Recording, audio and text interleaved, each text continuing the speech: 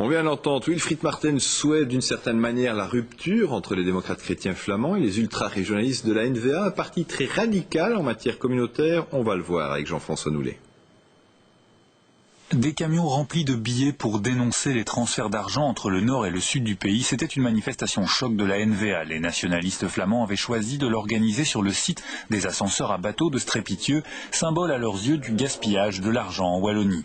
Aujourd'hui, à l'entrée des bureaux NVA au Parlement flamand, un grand panneau annonce la couleur, même si des études récentes minimisent l'importance des transferts financiers entre le nord et le sud du pays. La NVA n'en démord pas. Les transferts, c'est comme un médicament qui garde la Wallonie dans une situation comateuse.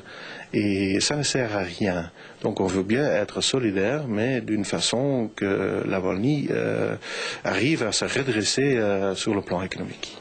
Une Wallonie et une Flandre trop différentes qui n'ont plus grand-chose à partager dans un État fédéral, c'est l'hypothèse de départ de la NVA. Ici, on revendique une réforme de l'État, on veut plus d'autonomie pour la Flandre sur le plan fiscal ou en matière d'emploi par exemple. L'objectif à terme, faire de la Flandre et de la Wallonie des États européens indépendants. On va continuer de vivre ensemble dans l'Union européenne, non comme de mauvais époux, mais bien comme des bons voisins, j'espère. Que faire de la monarchie? La NVA a la solution. Pour moi, on peut supprimer la monarchie. C'est une famille très riche, donc ça ne posera pas de problème, je pense.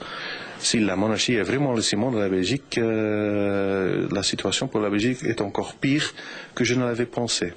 Si le futur de notre pays dépend de la famille Saxe-Cobourg, je pense que c'est presque terminé avec le pays.